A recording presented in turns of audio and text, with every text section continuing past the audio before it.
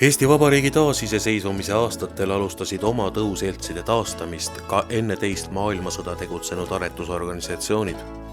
Ühistegevuse ideed kandsid ühiskondlikel alustel töötavad nõukogudeaegsed tõuaretusnõukogud, kuhu kuulusid liikmetena majandite esindajad, tõulavade töötajad ja teadurid.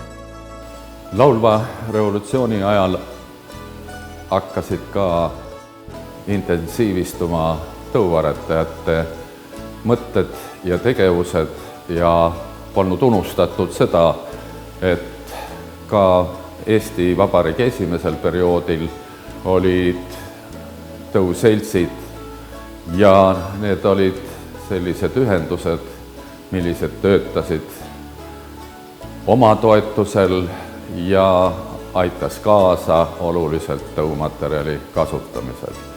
Esimesena taastasid 1989. aastal oma seltsi Eesti Maakarjakasvatajate Selts ja Eesti Linnukasvatajate Selts. Üha elavamaks muutus diskussioon, kuidas kujundada üle-eestilised organisatsioonid. Aasta hiljem esitas professor Olev Saveli Eesti aretusorganisatsiooni projekti skeemi, mille põhimõteteks oli lahutada riiklik funktsioon täideviivast tegevusest.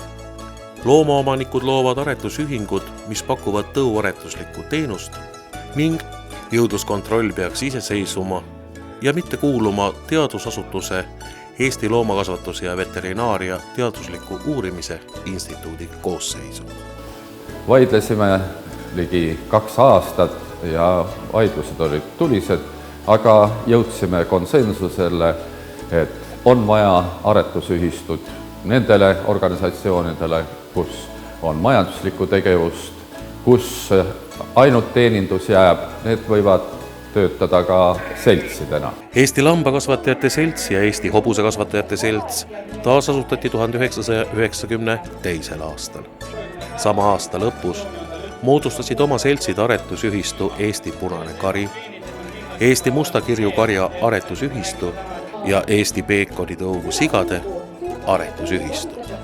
19. augustil 1993. aastal asutasid 7 tõuloomade aretusorganisatsiooni Eesti Tõuloomakasvatuse Liidu. Ja nii oligi meil aastaks 1993 loodud terve organisatsioon üle Eesti ja kõik olid nad ühistegelised, ühistulised ja augustis 1993 asutati Eesti Tõuloomakasvatuse Liit, milline siis ühendas neid seltse ja ühistuid kokku. Tänu toonase valitsuse tõuaretust toetavale poliitikale sai tõuaretusorganisatsioon ka aretustoetust riigieelarvest.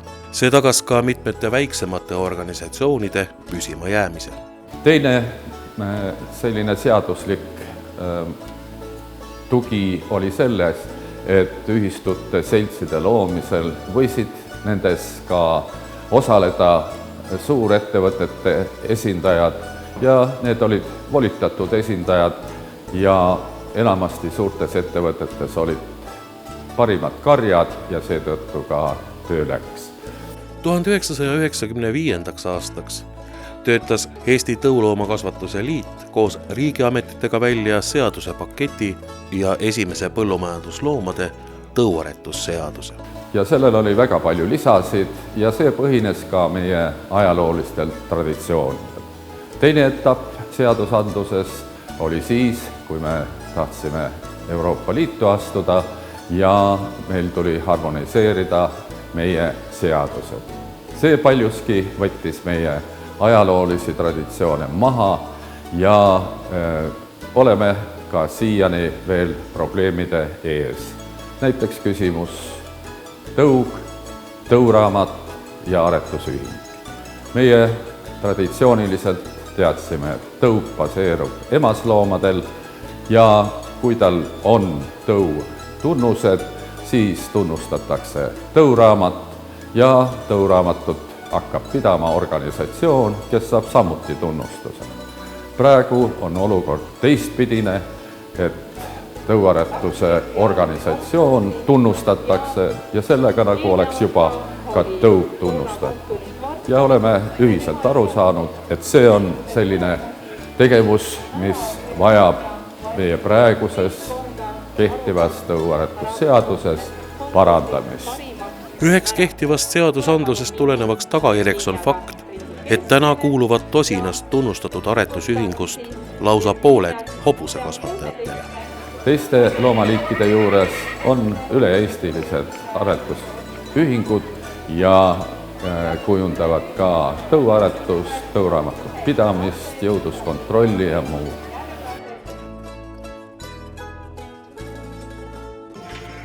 Eesti Lambakasvatajate Selts asutati 1928. aastal Tallinnas ning taasasutati 1990. aastal Tartus. Tegemist on Eesti ainsa tunnustatud lammaste aretusorganisatsiooniga, mis ühendab lamba- ja kitsekasvatuse arendamisest huvitatud isikuid ja ühendusi. Lambakasvatajate aretustöö on ka edukas olnud, sest viimastel aastatel on kasutatud tõuaretusmaterjali teistest riikidest ja tahaks uskuda, et Texel Eesti valgepealistele lammastele ja Suffolk Eesti tumedapealistele lammastele on heaks komponendiks ja paranenud on kindlasti lihaomadused ja lihaomaduste paranemine toob kaasa ka parema tulukuse lambakasvatuses. Aastaid on lambakasvatajatele valmistanud probleeme lambavilla vähene turunõudlus ja piiratud kasutusvaldkonnad, kuid viimaste aastate jooksul on ka sellele kitsaskohale hakanud lahendusi leiduma. Et on meie poole pöördunud Läti ja on ka Iirimaa ettevõtteid, kes soovivad siis villa kokku osta. Villatõugu lambaid on Eestis ikkagi oluliselt vähem kui lihatõugu lambaid ja villaspetsialistid ütlevad, et see vill ei ole samaväärne kasutusega kui lambavilla tõu. Käsitöö on nagu jõudsalt kasvanud, aga ma tean, et seltsi on pöördutud küsimusega, et soojustada majusid, et kokku osta seda villa, aga tegudeni pole jõudnud. Huvi nagu on, aga võib-olla on see lihtsalt tegijate taga küll nii. Aga ma arvan, et see villa teema tuleb selle loodus- ja keskkonnaga seoses järjest rohkem teemaks ja selle kasutusala laieneb.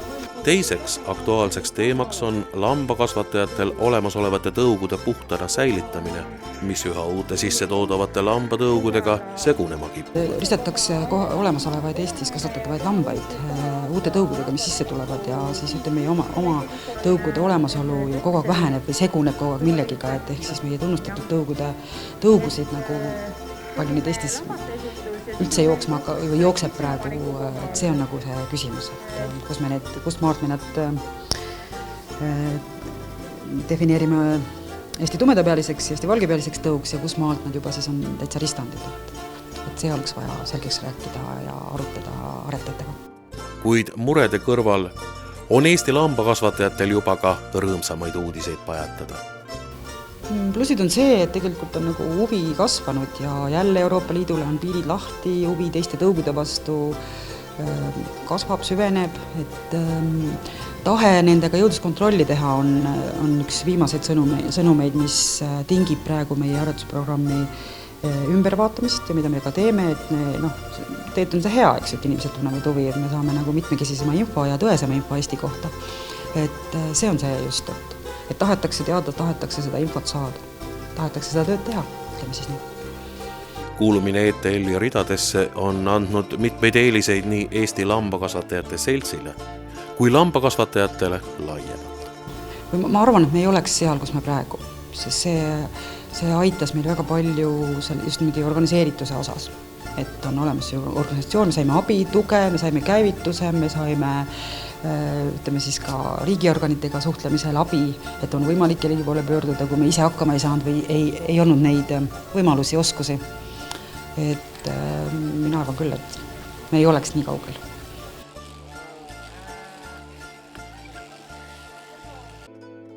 Eesti linnukasvatajad saavad aretusmaterjali teistest riikidest ja on õigus paljundada seda aretusmaterjali.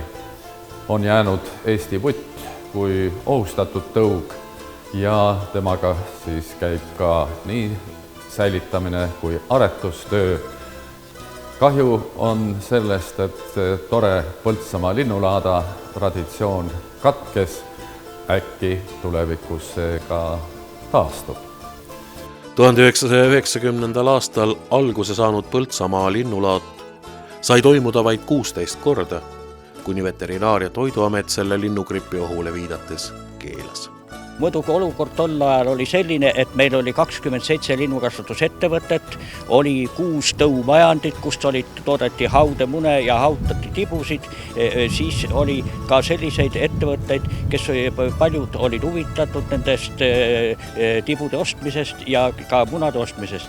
Ning teine põhjus oli veel ka selles, et tollel ajal linnukasvatussaaduste sortiment oli väga väikene ja siis Tallek, kus tollel aegne Tallinna linnuvabrik hakati siis tootma neid linnukasvatussaaduste munade ja linnuliha tooteid väga erinevaid ja väga asjalikke ning selle tõttu oli see laat väga imeline, sest järjekorrad olid pikad nii tibudel kui ka siis linnuliha toodetel.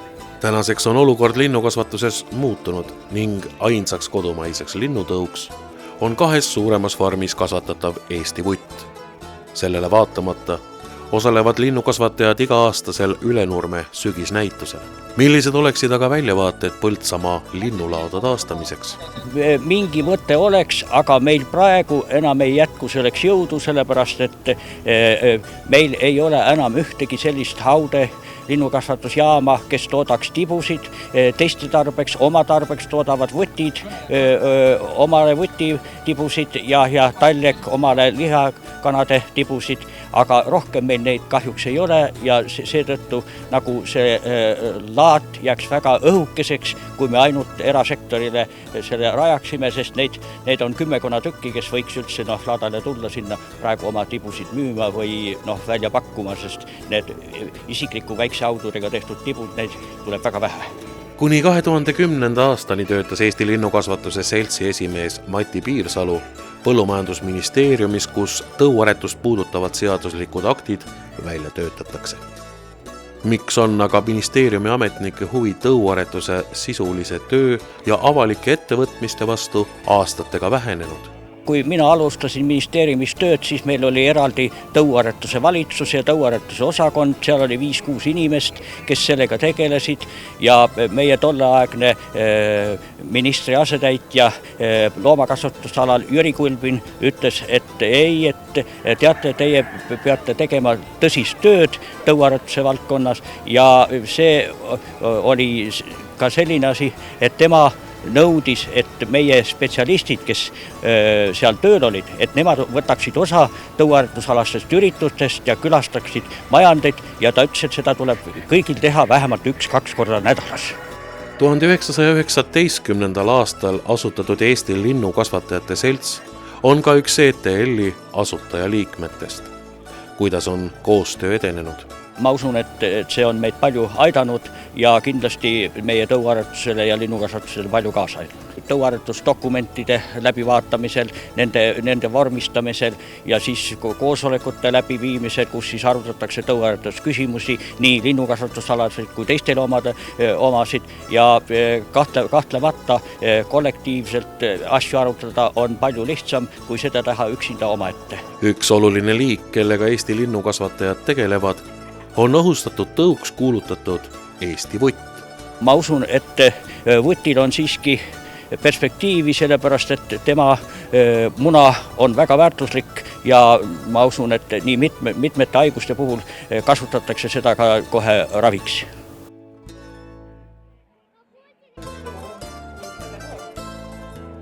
Eesti Tõuloomaatsete Liidu liikmelisus ei ole nende aastate jooksul oluliselt muutunud, kui väiksemad ühinesid, siis võib-olla Eesti Tõusigade Aretusühistu 10 aastat oli meil liige, 10 aastat oleme teinud nüüd edaspidi koostööd. Nad ei ole päris selgusele jõudnud, millega nad tahavad rohkem tegutseda, kas äriga või tõuaretusega, aga ma usun, et aeg annab siin ka selgitust. 1998. aastast tegutseb kodumaiseid seakasvatajaid ühendav Eesti tõusigade aretusühistu, mille liikmete farmides kasvatatakse Eesti maatõugu ja Eesti suurt valget tõugu sigu ristandaretusemiste saamiseks, keda siis ühistu seemendusjaamast pärit Pieträäni ja Djuroki ning ristandkultide tõuaretusmaterjalidega seemendatakse. Ja kuna ma räägin, et Eestimaa tarbija lauale jõuab ristandloomade liha, siis ristamise isapoolseteks tõugudeks on meil Pieträäni tõug ja nüüd ka juba Djuroki tõug, et 2 tumeda tõuga katsume opereerida. Pieträäni tõug on meid teeninud väga pikalt, 90ndate lõpust. See tõug on oma algselt päritolult Belgiast pärit, aga siis levinud Saksamaale, edasi Hispaaniasse ja Austriasse ja Eesti populatsioon on alguse saanudki Austria populatsioonist. Eesti tõusigade aretusühistu eesmärgiks on aretada ja müüa väärtuslikku tõumaterjali, et tagada sigade jõudlusvõime ja geneetilise väärtuse suurenemine ning kodumaise seakasvatusalase töö korraldamine. Lisaks karjatesti tegemisele, viljakuse, liha ja nuumajõudluse algandmete kogumisele peab ühistu tõuraamatut ja aretusregistrit. Eesti tõusigade aretusühistu ostab seemendusjaama tõuaretuseks sobivaid kulte ja hindab lihajõudlusnäitajate ja liha kvaliteeti oma ühistu liikmete tapapunktides ja lihakombinaatides. Loomulikult kuuluvad igapäevategevuste hulka õppepäevade korraldamine ja sigade söötmis-, pidamis- ja aretusalaste konsultatsioonide pakkumine. Ning ka 2013. aastal jalutasid Ülenurme sügisnäituse areenil pealtvaatajate silme ees Eesti kõige kaunimad tõusejad.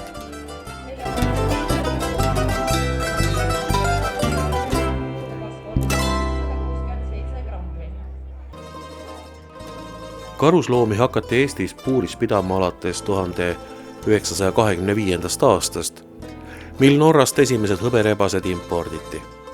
Sinirebaseid, minke ja nutriaid hakati kasvatama 10 aastat hiljem ning lisaks mainituile on Eesti karusloomakasvandustes peetud veel puurituhkruid, kährikuid ja pesukaru. Tänaseks on kiskeliste osakaal karusloomakasvandussektoris oluliselt vähenenud. Karusloomakasvatajad on ühinenud peamiselt tšintšilja ja küüliku kasvatajatena. Kiskeliste osa on olnud meie liidu liikmed varasemal perioodil, aga mitmed majanduslikud probleemid on põhjustanud kas nende töö lõpetamise või muudel põhjustel ja praegu on väga populaarne, kas tohib Ameerika naaritsat kasvatada, kes võib olla ohuks Euroopa naaritsale. Aga tšintšilja ja küüliku kasvatajad on aktiivsust täis ja korraldavad oma konkursse ja võtavad osa ka ühisüritusest Ülenurme. Eesti karusloomakasvatajate aretusühing on ainuke ETL-i liige, kellel puudub riiklik tunnustus ja sellest tulenevalt ka aretustoetus. Iseenesest me taotlesime aretustoetust ja tunnustust, aga juhtus nii, et meie eesmärk oli suurem kui meie võime seda täita, ehk siis entusiastlikult me arvasime, et me saame oma suure ülesande täitmisega hakkama, aga kuna see jõudluskontrolli pidamine ja aretusregistri pidamine ja selle loomine on väga suurte finantsiliste kulutustega seotud, siis juhtus nii, et me jäime omapäi selle süsteemi ülesehitamise ja loomise ja nende kuludega ja riik otsustas meid mitte toetada. Siis ongi niiviisi, et tänase päevani meil puudub aretustoetust, sest me ei suuda neid tingimusi täita hetkel. Eesti karusloomakasvatajate aretusühingusse koondunud tšintšiljade ja küülikute kasvatajate kõrvalt tegutsevad Eestis ka 2 kiskelisi karusloomi kasvatavat ettevõtet, Balti Karusnahk ja Rooküla Esimene. Miks nemad ühingusse ei kuulu? Ühingus olemise mõte seisneb ju sellest, et sa saad sealt tuge ja toetust kuid paraku nende puhul süsteem toimis iseenesest ja nad ei saanud kuigi palju ei seltsilises mõttes toetust ega ka siis nii-öelda nõuandetoetust, sest nad said iseendaga üsna hästi senimaani hakkama. Kuulumine Eesti Tõuloomakasvatuse Liidu ridadesse võimaldab karusloomakasvatajatel olla paremini kursis kehtiva seadusandluse ja päevakajaliste teemadega. Kuigi karusloomakasvatajad ei saa aretustoetust, ei ole seda kunagi saanud, siis ikkagi aretus toimub farmides sellele vaatamata, kas nad saavad riiklikku toetust või mitte. Ja see on siiski oluline teada, mis toimub mujal. Küülikute tulevik on nii vill, liha, ka nahk ja kõrvad lisaks sellele. Tõuaretust peavad karusloomakasvatajad ka üheks oluliseks prioriteediks oma tulevikuplaanide koostamisel.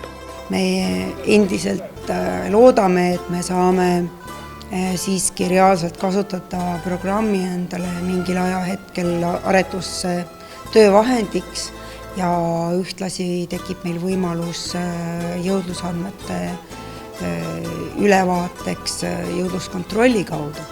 Kuid nagu nimetatud, need on väga suurte investeeringutega seotud, et me siiski loodame ja oleme positiivsed, et ühel päeval see võiks juhtuda.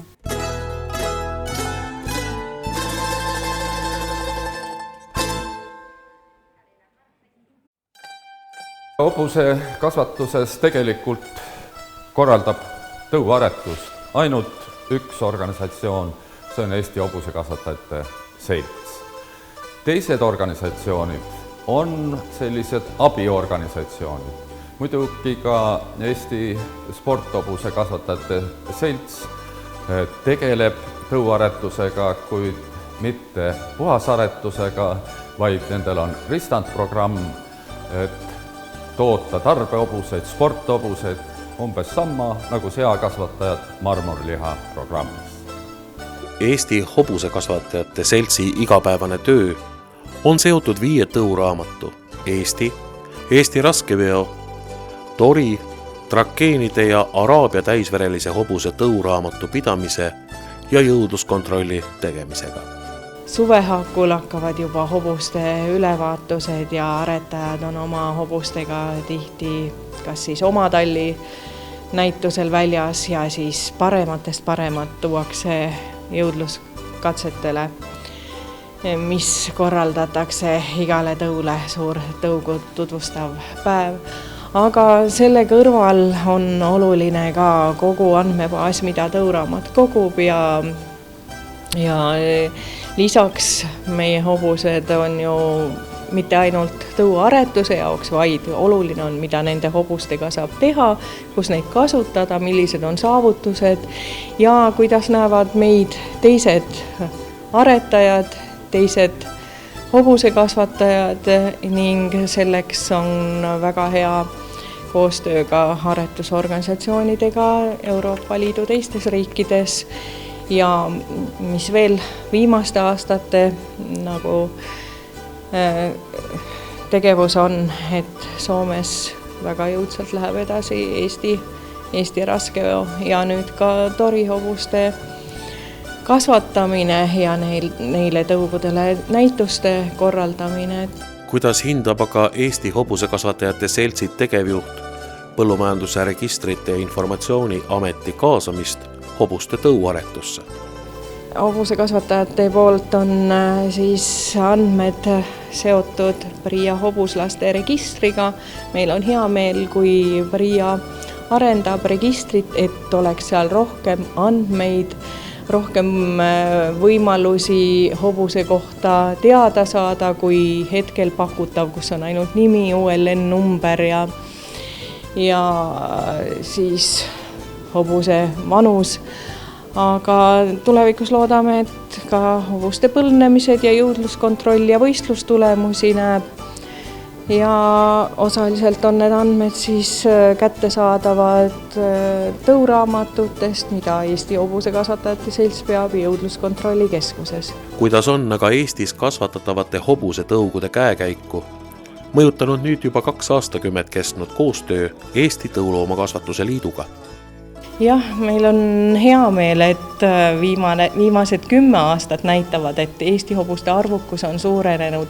Eesti hobune on konkurentsivõimelisem takistus- või koolisõidus, aga samas me tahaksime ikkagi üha enam tuua neid väärtuslikke hobuseid ratsakoolidesse, ratsutajateni, sest kandepind on ikka veel õhuke ja õrn ja et kui meil ei oleks tõuaretajate koostööd kõigide teiste organisatsioonidega, siis oleks pilt palju kurvem, aga me loodame, et kõikidel oma kohalikel tõugudel ja meil kasvatatavad sporthobuste tõud ja trakeenidel läheb väga hästi, kuigi ka Euroopa suuremad aretusorganisatsioonid võitlevad ikkagi selle eest, et turule jõuaksid ainult nende parimad hobused ja saavutused oleksid nende hobuste poolt, et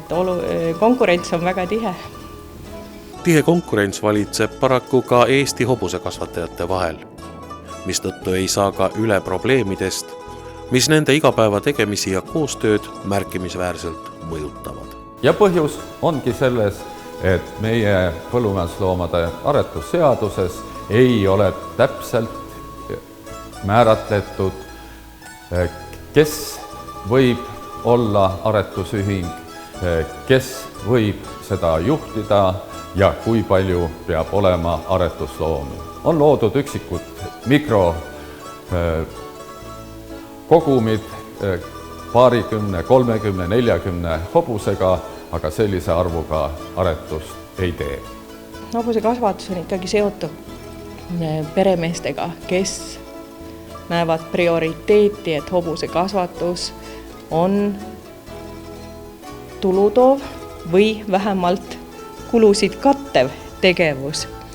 Ja need emotsioonid, mis hobusekasvatusest võib saada, tegelikult me peame kasvatajatele reaalsuses ikkagi ütlema, et kui meil ei oleks tõuaretusorganisatsioone, siis kaoks võimalus tõuaretusmaterjali omavahel vahetada, kuhugile edasi liikuda, eesmärgipäraselt tegeleda ja tõuraamatu pidamises ei saa ju võtta, et ma kasvatan natukene seda tõugu, natuke teist ja kolmandaks mul ei olegi säilinud enam ei aretust ja aretuspõhimõtetele vastavat tõugu.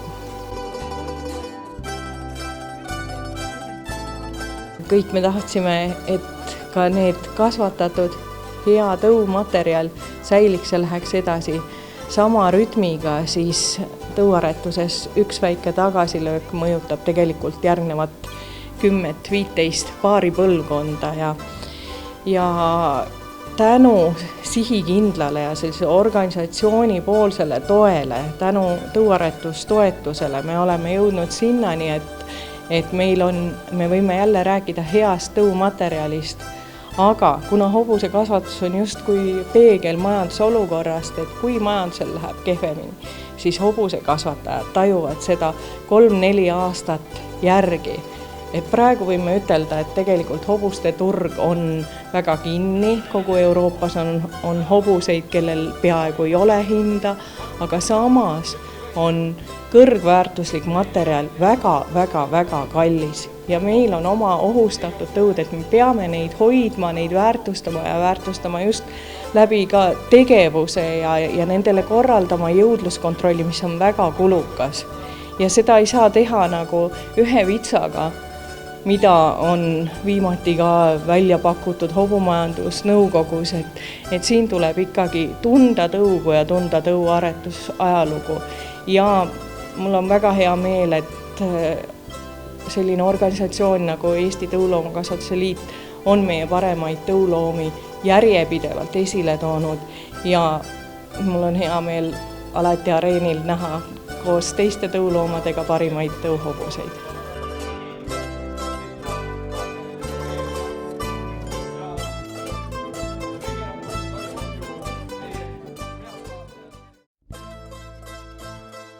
1993. aastal asutatud Eesti Tõuloomakasvatajate Ühistu tegeles algselt Eesti mustakirju karjaga, kuid tänaseks on tegevusvaldkonnad laienenud.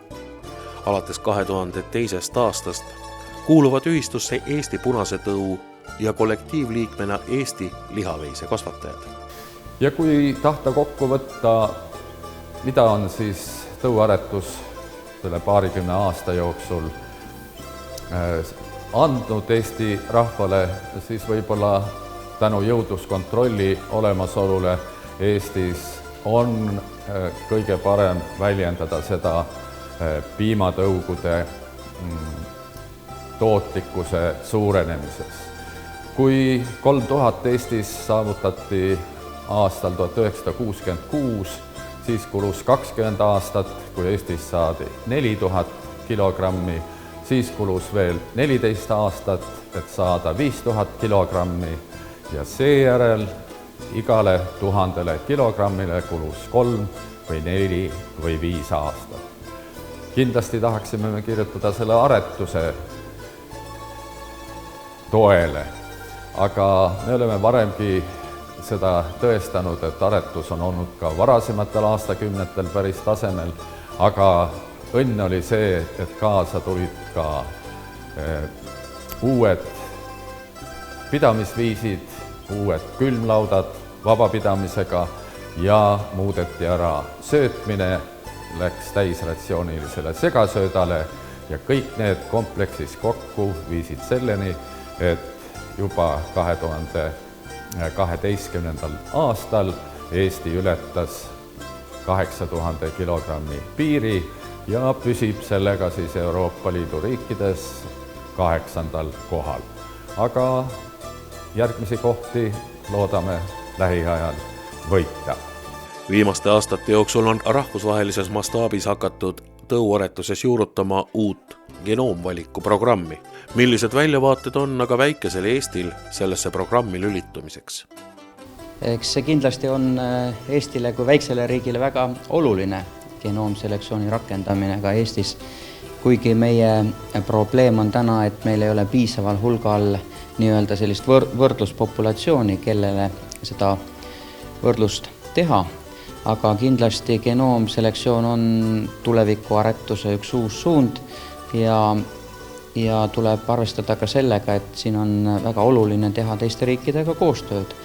Täna meil juba esimesed näited on olemas, et oleme ostnud näiteks Saksamaalt genoomselektsiooniga pulle, kes on siis Saksa baasil hinnatud ja need on Eestis võimalik kasutada.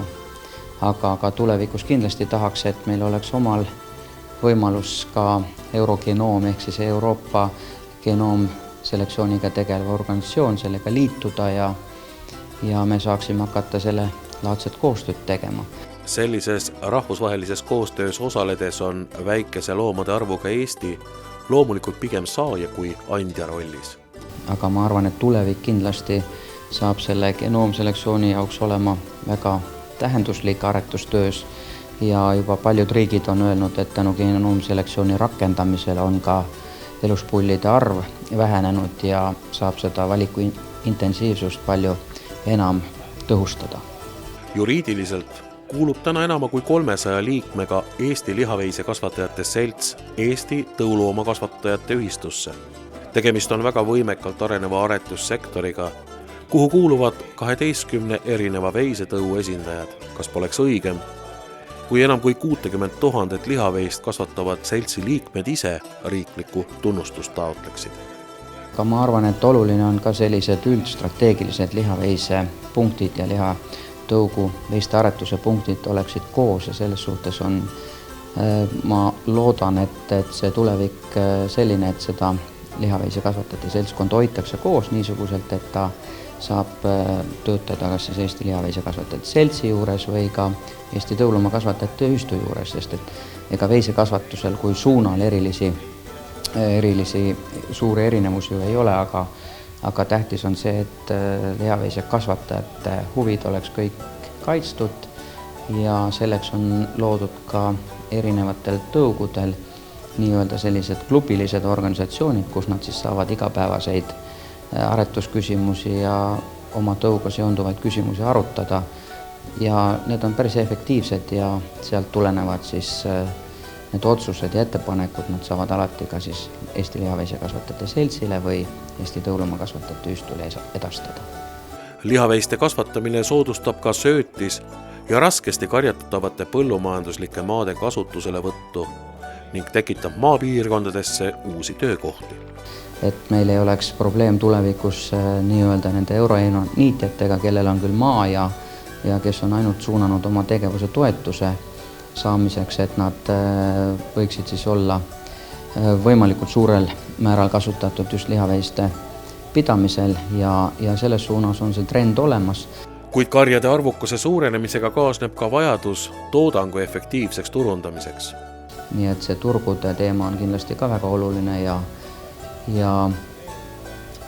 siin, kui kolmandad riigid on meile nagu aeg-ajalt väga kasulikud olnud, et oli siin Türgi või Venemaa, Valgevene, siis seal tuleb arvestada muidugi ka sellega, et need turud ei pruugi olla väga stabiilsed, et meil peaks olema sellised alternatiivsed turge ka olemas ja eks see areng loomade arvu suurenemisega peab käima käsikäis. Kuidas on Eesti Tõuloomakasvatajate Ühistu arengut mõjutanud liikmelisus Eesti Tõuloomakasvatuse Liidus? No ma arvan, et hästi oluline on, et need otsustajad, kes 20 aastat tagasi tegid otsuse, et tõuaretusorganisatsioon peaks kuuluma loomakasvatajatele, kes otseselt sellest kasu saavad, et need on teinud väga tänuväärse otsuse omal ajal, et kindlasti sellises olukorras, kui me 20 aastat tagasi olime, oleks olnud välisfirmadel väga efektiivne ja tõhus tulla siia sisse ja hakata lihtsalt aretusmaterjali pakkuma ja kõik see, mis ei ole nii-öelda kommertsiaalne pool, oleks võinud laguneda, nii nagu on üsna õnnetusseisukorras meie lõunanaabrite ja nii lätlaste kui leedulaste olukord, rääkimata Poolast, kus tõepoolest välisfirmad pakuvad aretusmaterjali ja sisuline aretustöö, mida tehakse tõuramatute pidamise ja jõudluskontrolli kaudu, on küllaltki lagunenud, nii et siis meil ei oleks võimalik täna rääkida 93%-lisest jõudluskontrolli osatähtsusest ja tõenäoliselt ka sellisest edasiminekust piimatoodangu tõusul, nii nagu me oleme saavutanud, et oleme 8. kohal Euroopa Liidu riikidest. Liikmelisusest on tuntavalt kasu ka Eesti loomapidajatele uute turgude leidmisel. Kasvatajad on aretusorganisatsiooni omanikud, siis loomulikult, kui me mingite uute turgudega tegeleme, siis on nende teiste turgude partneritel väga hea ühe organisatsiooniga läbi rääkida, sealjuures, kui ta valdavat osa loomakasvatajad ühendab ja koondab, et kui on eraettevõtlus, kes ka tõuloomade või veiste vahendamisega tegeleb, ega selles ei ole midagi halba, aga tuleb arvestada, et sealt tulenev see tulu või kasu tõenäoliselt jääb selle eraettevõtluse kätte, et praegusel hetkel on see nagu loomapidajate käsutada ja loomapidajad saavad nagu paremini siis oma mõjuga hindasid korrigeerida ja reguleerida endale kasulikus suunas. Seni on Eesti veisekasvatajad teinud tööd peamiselt piimatoodangu suurendamise nimel, kuid suuremate toodangunumbritega peavad kaasnema ka loomade teisesed tunnused. Olgu nad siis sigivust näitavad või tootlikku iga näitavad, et nendele peaks hakkama rõhku rohkem pöörama ja ma usun, et see piimatoodangu tase on siin 2-3 aasta pärast meil 9000 kilogrammi juures, nii et siis on väga oluline see, et see lehm ei püsiks karjas alla 3 laktatsiooni, vaid me suudaksime seda, mida loomakasvatajad on oma varmide näol teinud, parandanud loomade heaolu, pidamistingimusi, et need loomad, kes seal siis igapäevaselt sees elavad, et nad kestaksid ka karjas kauem. Eelmise sajandi või tuhandiku lõpus rajasime ühiselt areeni, kus toimuvad nüüd meie traditsioonilised tõuloomade näitused, konkursid, kus rahvas tahab käia ja septembri 1. laupäev on rahvarikas kogu muuseumi territooriumil. Siin korraldavad ka oma vabariikliku konkursi Eesti maakarjakasvatajad ja nad on tublid, koos teiste tõugudega korraldavad enne ka siis Saarte-Vissi konkursi ja kahju, et sealt ei jõua nad mitte vabariiklikule konkursile. Ka Eesti punase tõu aretajad juba varasematel aastatel, aga viimased 3 aastat ka Eesti Holsteini tõukasvatajad viivad läbi oma vissikonkursi Ülenurmel. Ja see on ka juba külaliste poolest päris rahvarikas ja tore on näha, et noored võtavad ka hindamisest osa, konkureerides kohtunikuga ja võites siis ka oma väikesi auhindu. Väikesearvulise tõuna tunnistati Eesti maatõug 1993. aastal ohustatud tõuks. Eesti maakarjakasvatajate seltsi aastatepikkuse töö tulemusena on maatõugu veiste populatsioon säilinud ning ennast õigustanud. Valdavalt paiknevad aga maakarjatõugu veised üle Eesti hajali ja väikestes karjades. Kuidas aga Eesti maakarja arvukamatesse aretusfarmidesse koondada?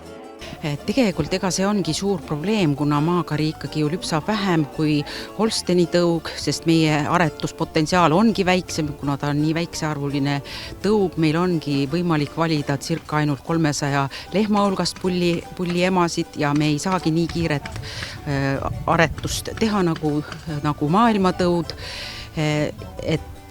siis ma kardan, et praegusel ajal ikkagi nende suurfarmide omanikel ei ole nii palju seda tahet, et enda karjaga maakarja tuua, kuigi on üksikuid näiteid ja väga häid näiteks Mereranna põllumajandusosaühistu, kus on 36 maakarja lehma ja nende eelmise aasta toodang oli 7145. Nii et see on tegelikult väga-väga hea näide maakarja kohta ja siit võiksid ka siis mõned teised suurfarmid mõelda selle peale, kas mitte ka oma karja maatõugu võtta, sest mitte toodang on juba järgi tulnud väga suuresti, vaid Eesti maakari on ju teatavasti ka hea söödaväärindaja ja haigusi on vähem, nii et tegelikult vääriks teda rohkem esile tõsta kui praegu. Praegu on ikkagi rohkem hobitalunike käes, et suurfarme peale Mereranna on siis ka Triumutsirjel on 60 maakarja lehma ja siis mõningad veel. Reinemilvil on üle 20 ja Simovartil on kuskil 14 looma, Liiasoo äärel Saaremaalt on 21 looma, nii et meil on, aga ikkagi on neid farme vähe, kus on üle 20 lehma. Farmide suuruse määrab olulisel määral ka tasuvus, mis vastavad tõuguloomade pidamisega kaasneb. Millised võiksid olla aga maakarja pidamist populariseerivad nišitooted? Maakarja piimas on ju rasvavalku rohkem ja ka süsivesikute sisaldus on suurem.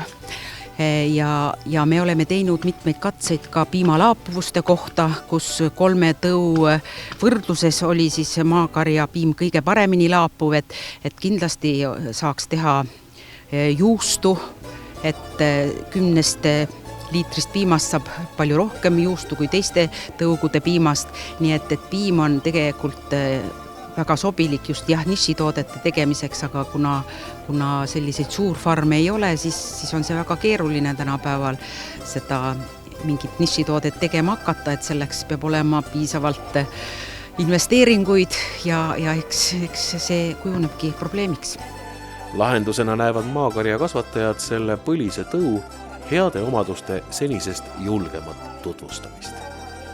Et inimesed ostaksid ka seda nišitoodet siis, et turundus on muidugi kindlasti kõigepealt selle peaks nagu paika saama, et siis saab alles hakata toote tegemist propageerima.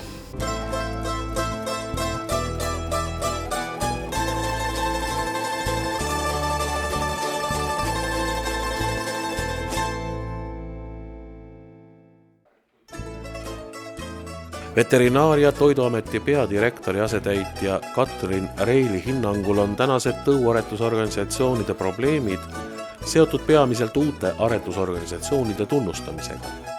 Hetkel on meil siis tunnustatud 12 tõuaretusorganisatsiooni ja nendest 6 on hobuste tõuaretusorganisatsioonid. Tähendab, juurde on tekkimas palju uusi tulijaid, kes soovivad, kas tõu uue suuna tunnustamist ja tõuraamatu tunnustamist või siis ka olemasolevate tõuraamatute, nii-öelda paralleeltõuraamatute tunnustamist. Ja sellega seoses on tekkinud palju eri arusaamu ja asjad on liikunud ka kohtuvaidlusteni, nii et tegelikult praeguse hetkega on 2 protsessi käimas ja lõplikke kohtuotsuseid veel ei ole. Põhjused, miks üks või teine huvigrupp ennast täna suhteliselt lihtsalt aretusorganisatsiooniks saab registreerida, peituvad kehtivas seadusandluses. Meie töö aluseks on seadusandlus. Ja vastavalt seadusandlusele on kõikidel uutel organisatsioonidel õigus esitada tunnustamise taotlus ja vastavad dokumendid. Nii et me ei saa ühtegi taotlejat kõrvale jätta ja vastavalt seadusele ka meie nii-öelda siis seda protsessi läbi viima. Mis on aga ülikooli zooinsenerina lõpetanud kontrollijale tema tänases töös kõige suuremat rõõmu pakkunud. Kõige positiivsem on see, kui ütleme, üldsegi loomakasvatuse nii-öelda areneb, et aretuse seaduse eesmärki on loomakasvatuse nii-öelda tasuvuse ja majandusliku poole nii-öelda kasv. Et ka meie ju töötame selles suunas, et loomakasvatajatel läheks paremini ja majanduslik edu tuleks. Milline võiks olla ka Eesti tõuaretusorganisatsioonide homne päev? Ja minu üleskutse oleks see, et ETLL võiks ikkagi laieneda, kutsuda ka kõiki teisi tunnustatud organisatsioone oma liikmeks, et siis oleks see kõlapind veelgi suurem. Aga ta on igas mõttes positiivne. Mina näen selles mõttes, et nad ühiselt, eks ole, saavad suhelda riigi esindajatega, esitada seadusemuudatusi. Samuti on äärmiselt positiivne tõuloomaüritus, kus kõik propageeritakse kõiki Eestis kasvatatavaid nii-öelda tõuge. Ajakiri, mis on ilmunud kogu selle aja vältel, kus tutvustatakse kõiki tõuaretuse teemasid. Nii et selles mõttes väga positiivne ja ikkagi üleskutse kutsuda juurde ka uusi organisatsioone, kes on hiljem tunnustatud. 2 aastakümne jooksul on Eesti Tõuloomakasvatuse Liidu ettevõtmistest armastatud traditsioonid kujunenud, mis omakorda tõuaretajate rasket tööd ja nende kasvandikke ka laiema avalikkuse ees tutvustavad.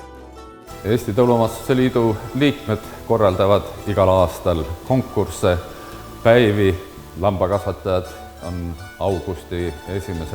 laupäeval Kurgjal, kus on nendel lamba- ja kitsepäev ja selgitatakse välja seal parimad, nii hobusekasvatajad peaaegu samal ajal Eesti raskeveohobustele, aga augustis veel Tori hobusele, Eesti hobusele, trakeenid septembris ja veised korraldavad oma vissivõistlused alati viimasel ajal mõlemale tõule Ülenurmel. Juba 16 aastat on Eesti Tõuloomakasvatuse Liit koos oma liikmete ja Eesti Maaülikooli veterinaarmeditsiini ja loomakasvatuse instituudiga andnud välja ainukest loomakasvatusalast ajakirja Tõuloomakasvatus.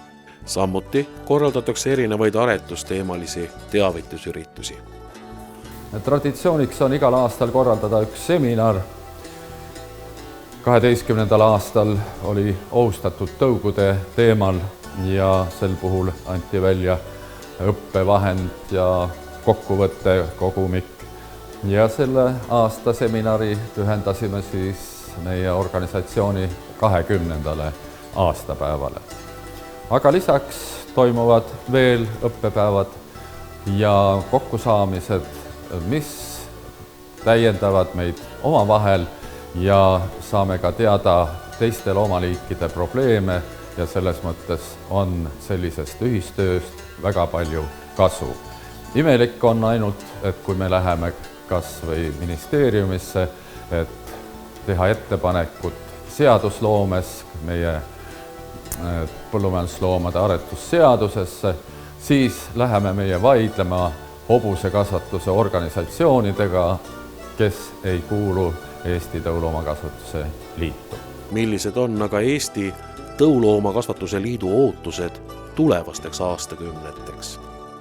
20 aastat on meie organisatsioon päris toredasti töötanud, on edusamme, aga on ka probleeme on organisatsioonis ka ja arvame siis sedasi, et arvestada seda, et siin on kõik loomaliigid esindatud, et nii ühes ilusas kapis ka tulevikus on meie aretusorganisatsioonid koos ja mõistame paremini üksteist ja oleme valmis ühistööks. See toob alati edu rohkem kui arusaamatused ja nende võimendamine ja nende pärast isegi kohtus käimist. See ei ole tõuaretusele omane, see on põlvkondade pikkune töö ja küll noored mehed tulevad peale ja lahendavad probleeme lihtsamini.